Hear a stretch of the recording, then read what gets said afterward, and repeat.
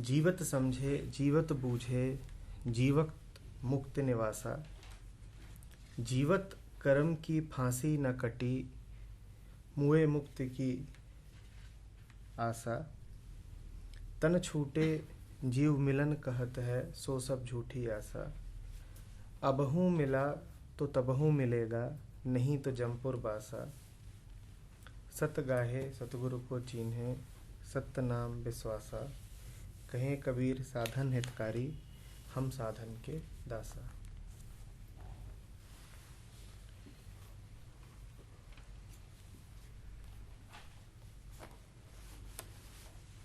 सवाल ये है कि कबीर ने अन्यत्र ये भी कहा है कि छोड़ो तन की आशा नहीं जन्म नसाई। वही कबीर यहाँ पर कह रहे हैं कि तन छूटे जीव मिलन कहत है सो सब झूठी आशा। तो इन दोनों बातों में विरोध सा दिखाई दे रहा है। आप समझ पा रहे हैं?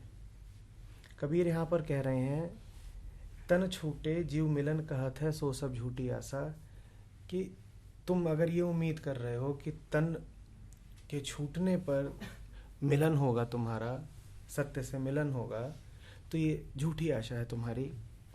यहाँ पर कबीर ये कह रहे हैं। लेकिन दूसरी जगह पर कबीर ने ये भी कहा है कि छोड़ो तन की आशा नहीं जन्म नसाई। कहीं तो कह रहे हैं कि तन के छोड़ने पे कुछ नहीं होगा, कहीं पे कह रहे हैं कि तन के रखने पर कुछ नहीं होगा। तो बात क्या है? बात सीधी है, दोनों बातों को इकट्ठे ले लीजिए। जो कहे कि शरीर है और शरीर के रहते सत्य को पाऊंगा, वो एक आदमी। जो कहे कि शरीर के जाने पर सत्य को पाऊंगा, वो दूसरा आदमी। इन दोनों ही के मन के केंद्र पे क्या चल रहा है? शरीर। दोनों ही अपनी चेतना के केंद्र पर देह को बैठाए हुए हैं। देह के इर्द गिर्द ही इनकी सारी विचारणा घूम रही है। एक कह रहा है जब तक देह है तभी पालो, और एक कह रहा है ना, देह के जाने पर मिलेगा। पर दोनों के ख्याल में घूम क्या रही है? देह ही तो घूम रही है ना। तो एक मौके पर कबीर कहते हैं कि अरे देह से चिपको मत, छोड़ो तन की आशा। और दूसरे मौके पर कबीर कहते हैं कि ये ख्याल छोड़ो कि देह के जाने पर मिलेगा। वो दोनों ही ख्यालों को काटते हैं। देह के प्रति हमारी जो दो दृष्टियां हो सकती हैं, कबीर दोनों को ही काटते हैं। न इसके रहने कुछ होना है, न इसके जाने कुछ होना है। ये है क्या, ये समझे कुछ होना है। क्या सोचते हैं हम नहीं जानते कि संसार क्या है। हम नहीं जानते कि मन क्या है और मन में उमड़ने वाले सारे भाव क्या हैं। ये जो भाव सागर भीतर लहराता रहता है, हमें इसके माप का कुछ पता नहीं है। हम सुख नहीं समझते, हम दुख नहीं समझते, हम जीवन मृत्यु नहीं समझते। हम नहीं जानते कि हमारा मन कुछ दिशाओं में क्यों भागता रहता है। हम नहीं जानते कि हम जा करके कहीं बंध क्यों जाते हैं। हम नहीं जानते कि मन हमारा भय से क्यों छटपटाता रहता है। हम कुछ नहीं जानते। तो हम यही जानते हैं क्या कि देह क्या है? न तुम संसार जानते, न तुम मन जानते, तन जान गए हो।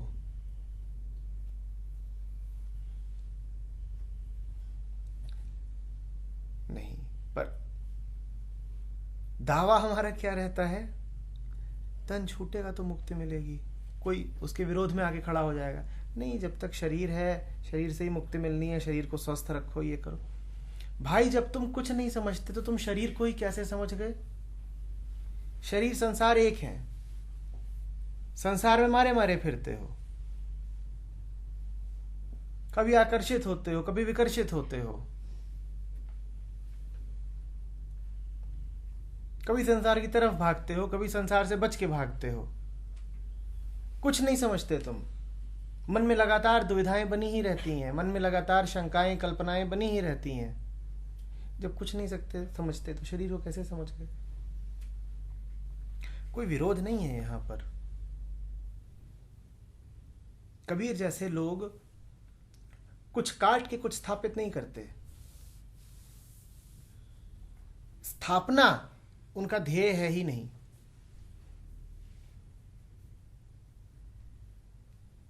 वो तो बस अंधेरे के दोनों सिरों को काटते हैं। एक सिरे को उन्होंने एक दोहे में काटा है, दूसरे सिरे को उन्होंने दूसरे गीत में काटा है। उनको एक दूसरे का विरोधी मत समझ लीजिएगा। ये ना समझ लीजिएगा कि कबीर के वक्तव्य अंतर विरोधों से भरे हुए हैं।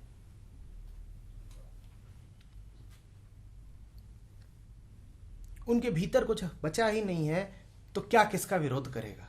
शून्य शून्य का विरोध नहीं करता। संख्याएं एक दूसरे से अलग विलग हो सकती हैं, उनमें भेद आप पा सकते हैं। शून्यों में क्या भेद पाएंगे?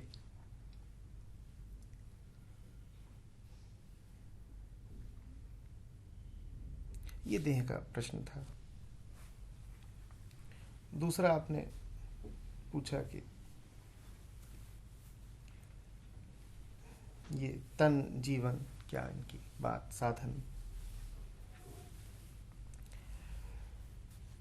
जो पूरी बात कबीर ने कही है वो इन 5 शब्दों में इकट्ठा हो गई है। अबहू मिला तो तबहू मिलेगा, अबहू मिला तो तबहू मिलेगा। इसी बात को उन्होंने ठीक शुरुआत में कहा है, जीवित ही करो आशा। सामने देखिएगा, पकड़िएगा। अबहू मिला तो तबहू मिलेगा, जीवित ही करो आशा। जीवन माने क्या? जीवन माने अब, अभी, अभी में ही पाओगे। अभी है, इतना दूर भी नहीं है कि विचार करो कि अगले पल मिल जाएगा। दूरी इतनी भी नहीं है। जिसने उसे अगले पल तक के लिए भी स्थगित किया वो भी चूका। जीवित ही करो आशा। अभी, जीवन अभी है। जीवित से अर्थ वो मत समझिएगा कि जब तक देह है। कबीर जैसे लोग देह के संदर्भ में जीवन की बात नहीं करते हैं। कबीर जैसे लोग जीवन का अर्थ सांस से और चलने फिरने से नहीं लगाते हैं कि बंधु अभी सोच पा रहे हैं और खाते पीते हैं और चलते हैं और सांस लेते हैं तो इस कारण जीवित कहे जा सकते हैं। कबीर के लिए जीवन का यह अभिप्राय कभी नहीं है। कबीर के लिए जीवन है चैतन्य। तुम समझ सकते हो तो जीवित हो, नहीं समझ सकते तो बस मिट्टी।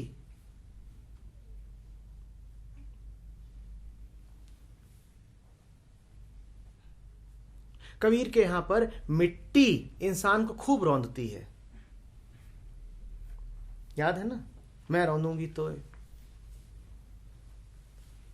और मिट्टी इंसान को रौंदती है, इसका मतलब ये नहीं है कि तन मर गया है। उसका भी खूब अनर्थ किया गया है कि एक दिन मृत्यु हो जाएगी तो कुम्हार मिट्टी के नीचे कब्र में दबा दिया जाएगा ना। उसका अर्थ इतना ही है कि बेहोशी हावी हो जाएगी। जब कभी बेहोशी तुम पे हावी है, तुम मिट्टी हो, रौंदे जा रहे हो, पांव तले की धूल हो।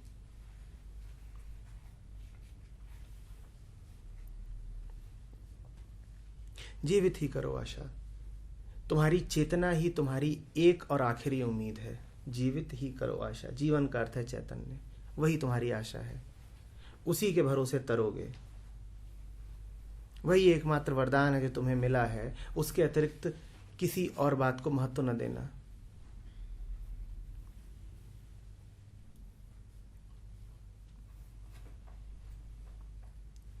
और चेतना में, जानने में समय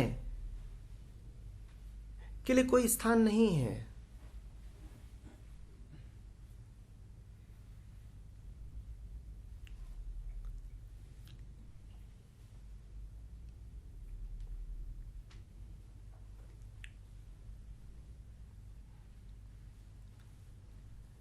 चेतना तो साफ दर्पण की तरह होती है, उसमें बात तत्क्षण उभर के सामने आती है, समय नहीं लगाती।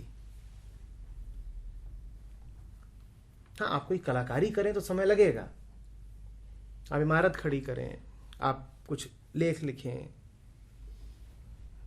आप कोई कलाकृति बनाएं, उसमें समय लगेगा। दर्पण में समय लगता है, वहां तो जो बात है सामने ये रही। चेतना वैसी होती है, अभी अभी जान लिया, और जो जाना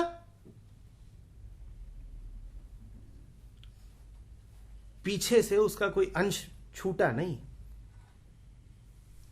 ऐसा नहीं होता कि आप दर्पण के सामने आए हैं शर्ट पर कोट डाल करके और आप चले गए तो भी दर्पण ने आपका कोट बचाए रखा, कि बाकी चले गए हैं, कोट अभी भी दिखाई दे रहा है। आप जब थे तो पूरे थे, जब नहीं है तो पूरे ही नहीं है। पीछे से कोई अवशेष नहीं छूटा है। ये जीवन है, ये जीवन है। ध्यान, गहरा ध्यान। उस ध्यान में क्या समझ में आता है? कुछ भी नहीं, क्योंकि समझने के लिए कुछ है ही नहीं। हां, संसार स्पष्ट दिखाई जरूर देता है। आप मुझसे पूछिए दर्पण में क्या है, क्या है दर्पण में? ये बिल्कुल वही प्रश्न है कि ध्यान में क्या समझ में आया। और आपने देखा होगा कि अगर आप कहें कि मुझे बात समझ में आ गई, तो लोग पूछते होंगे क्या, ये हुआ है कि नहीं, क्या समझ में आया? ये प्रश्न सामने कभी पड़ा है कि नहीं पड़ा है? ये प्रश्न बेहुदा है। ये बिल्कुल यही प्रश्न है कि दर्पण में क्या है। दर्पण में क्या है? शून्य, कुछ नहीं। समझने का अर्थ ही है कि अब कुछ बचा नहीं। जब तक समझ में नहीं आया होता है तब तक विचार और वाक्य होते हैं। हर विचार, हर वाक्य अभी समस्या है जो सुलझी नहीं। सुलझने के बाद क्या बचता है? कुछ नहीं। दर्पण वही है जो सदा का ही सुलझा हुआ है, उसका नाम दर्पण। उसके भीतर कुछ होता नहीं, उसके भीतर महाशून्य है। वो इतना समझा हुआ है कि कुछ होता ही नहीं उसके भीतर।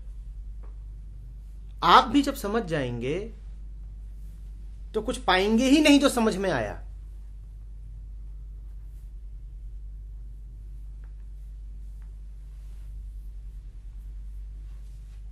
बोधि धर्म जो बुद्ध को चीन ले गया, उसको कहते हैं कि खूब हंसा था।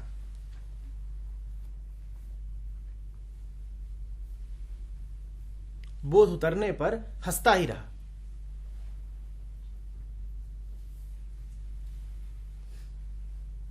हंसा कि कुछ समझ में तो आया ही नहीं। परम समझ का क्या अर्थ है? कुछ समझ में नहीं आया क्योंकि समझने के लिए कुछ था ही नहीं।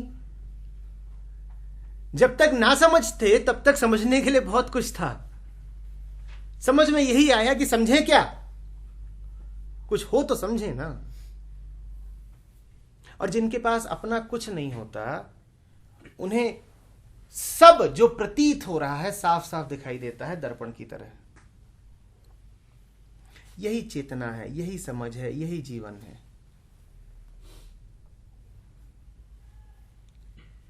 जीवित ही करो आशा।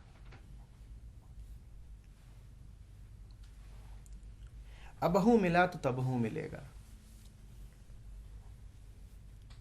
जो केंद्र पर बैठा होता है वो पूरे वृत्त का मालिक हो जाता है। कल मैं किसी से कह रहा था कि sit at the centre and rule the circle. जिसको अब मिला हुआ है उसका तब पक्का हो जाता है।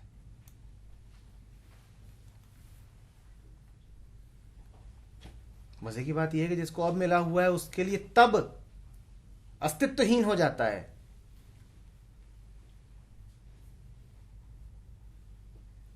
ये नंगा बादशाह है जो पूरी दुनिया पे राज करता है, क्योंकि दुनिया इसके लिए है ही नहीं।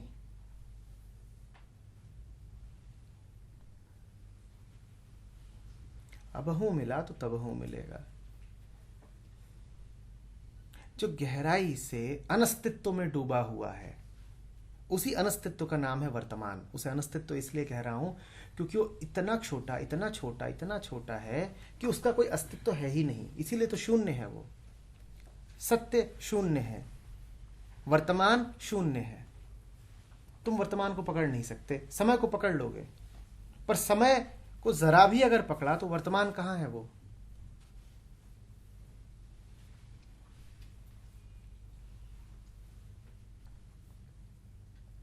जो अनस्तित्व में जीता है वो अस्तित्व का राजा हो जाता है। अबहू मिला तो तबहू मिलेगा, अबहू मिला तो तबहू मिलेगा। एक साधे सब सधे, याद है? अबहू मिला तो तबहू मिलेगा, एक साधे सब सधे। और वो याद है, जो प्रभु को भजे प्रभुता चेरी होए। सब एक ही बातें हैं, एक साधे सब सधे। प्रभु को साधो, प्रभुता अपने आप मिल जाएगी। अबहू मिला तबहू मिलेगा। अभी को साधो, कल अपने आप ठीक हो जाएगा। सत्य को साधो, संसार पीछे पीछे फिरेगा।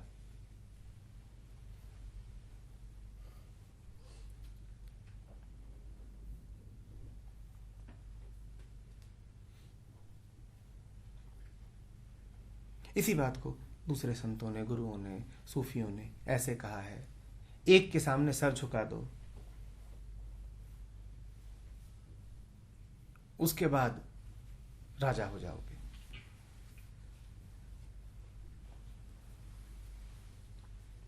जहां सर झुकाना है वहां झुका दो,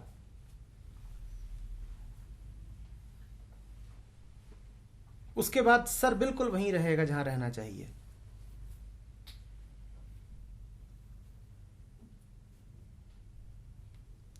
जहां सर को एक बार झुकाना है झुका दो, फिर ताज पहन के घूमो, बादशाह हो गए।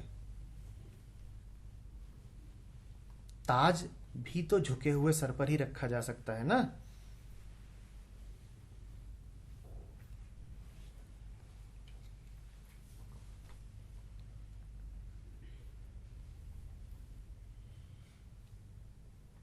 अभी जब मैं थोड़ी देर पहले दादू का वो दोहा बोल रहा था, पूरा दोहा कुछ इस तरह से है कि गैब माही गुरुदेव मिल्या,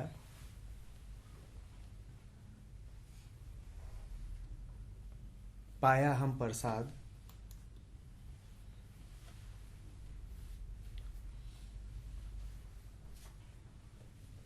मस्तक पर कर धरिया, मिलिया अगम अगाध। अब मस्तक पर कर धरा जाए, आशीर्वाद तुम्हें दिया जाए, उसके लिए जरूरी क्या है? मस्तक झुके तो। वो सब एक ही बातें हैं। मस्तक झुका दो, अगम अगाध मिल जाएगा। एक को साध लो, सब सध जाएगा। और कबीर आगे कहते हैं, सब साधे सब जाए। एक साधे सब सधे और सब साधे सब जाए। सब का अर्थ है वैविध्य, विभिन्नता। संसार, जो संसार को साधने निकलेगा वो संसार से ही लात खाएगा, और जो सत्य को साधेगा वो संसार में राजा की तरह जिएगा।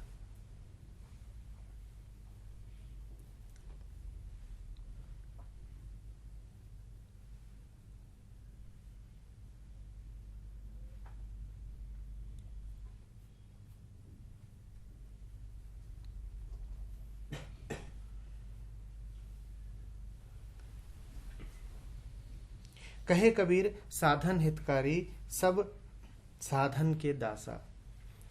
साधन माने क्या, ये समझना है तो समझ लीजिए कि साध्य क्या है। एक ही साध्य है, एक ही ध्येय है, एक ही है जिसे साधना है। एक साधो, वो जो एक है वही साध्य है। जो उस एक की तरफ ले जाता हो उसी का नाम साधन है, उसी का नाम साधु भी है। साधु ही एकमात्र साधन है।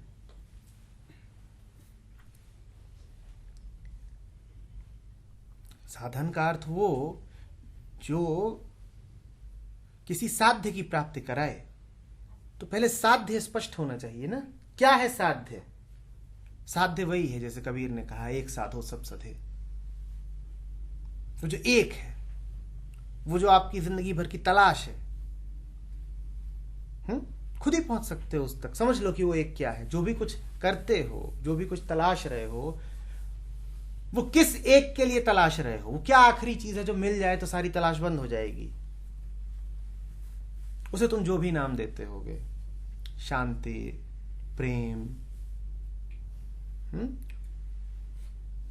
ऊंची से ऊंची उपलब्धि, उसे तुम जो भी नाम देना चाहते हो दे लो, वही साध्य है, वही साध्य है। उस साध्य तक जो ले जाए वो क्या है, साधन।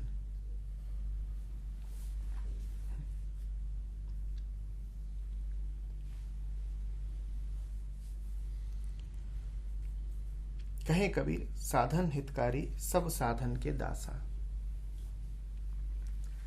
थोड़ा सा गौर करना पड़ेगा इस बात पे। आमतौर पर साधन आपका दास होता है। आपकी कार है, वो आपकी दास है कि वो आपको आपके साध्य तक, साध्य माने मंजिल, वहां तक पहुंचा दे। आपको आपकी मंजिल तक जाना है तो कार साधन है और ये साधन आपका दास है ना। आप इसको चलाओगे, ये आपको लेके जाएगी। मंजिल भी आपने तय की, साधन भी आपने तय किया, और साधन को हाँकने वाले भी आप। कबीर थोड़ी अलग बात कह रहे हैं, सब साधन के दासा। कबीर कह रहे हैं ऐसा साधन जो परम साध्य तक ले जाए, वो परम साध्य से कुछ कम नहीं हो सकता, क्योंकि उस तक तो उस जैसा ही कोई ले जा सकता है। कोई कार उड़ करके आपको मंगल ग्रह पे नहीं पहुंचा देगी।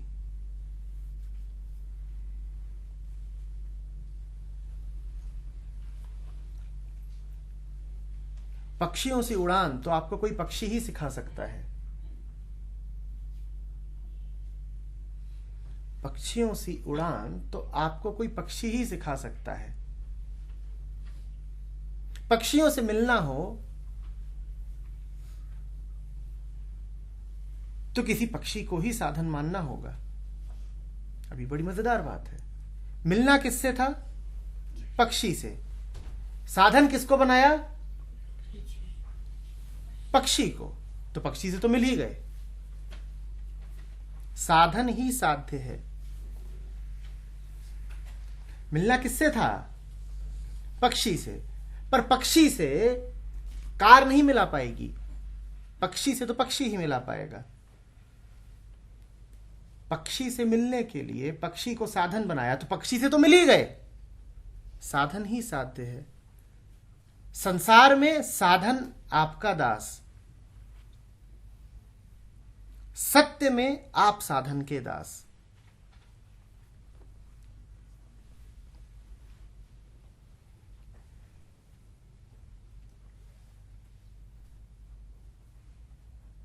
यहां हावी होने की कोशिश ना करना साधन पे। यहां अपनी बुद्धि और तिकड़म और योजनाएं मत लगा देना।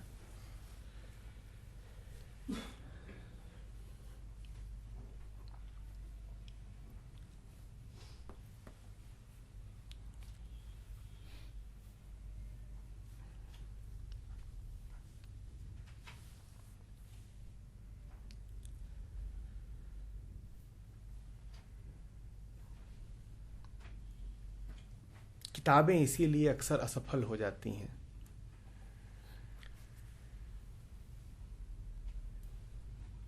उनसे ऊंचा साधन कोई हो नहीं सकता। उनमें अमृत वचन है। जो ऊंची से ऊंची बात शब्दों में कही जा सकती थी, कह दी गई है। पर उन साधनों को आप अपना दास बना लेते हैं।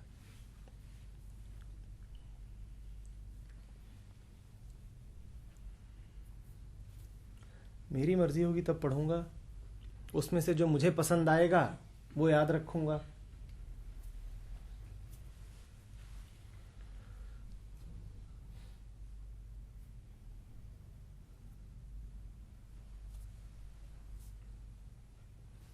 कबीर कह रहे हैं सब साधन के दासा।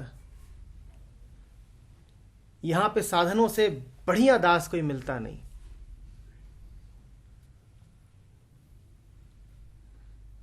अब कबीर नाम के तीर हैं मेरे तरकस में, खींच खींच के मारूंगा।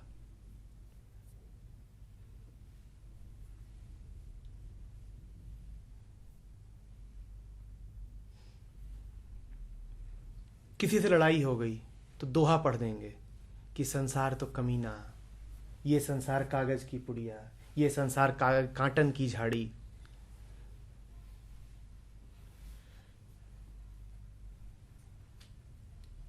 दाल में नमक ज्यादा हो गया, घर में किसी ने टोंक दिया, ये संसार काटन की झाड़ी, उलझ उलझ मर जाना है। क्या बात है, खूब काम आ रहे हैं कबीर आपके।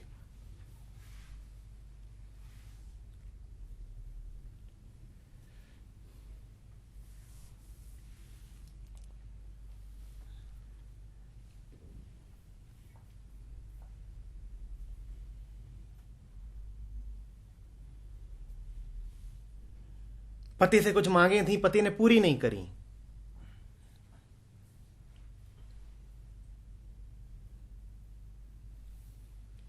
तो उसको दुरदुरा रहे हैं। तन में मन में प्रीतम बसा, दूजा कहां समाए। तुम हटो,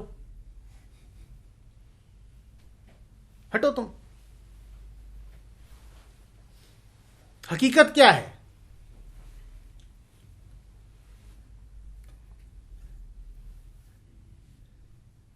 कि अभी वो छीछी ज्वेलर्स से दो चार हार आ जाएं तो दूजा नहीं तीजा भी समा जाएगा।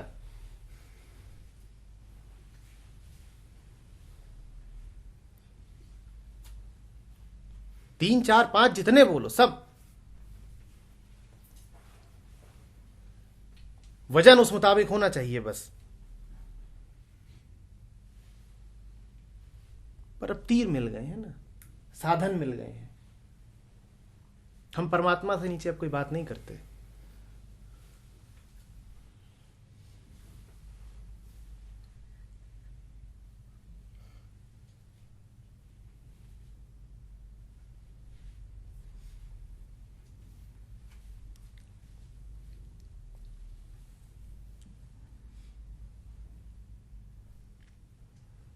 साधन के दास होने का अर्थ है जो बात कही जा रही है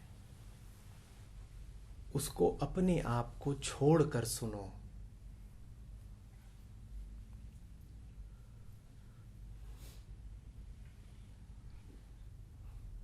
ऐसे सुनो जैसे तुम हो ही नहीं।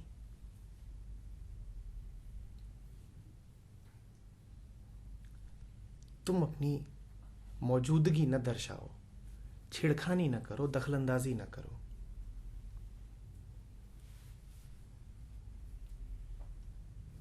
अब मात्र सत्य रहे, तुम्हारी जरूरत नहीं।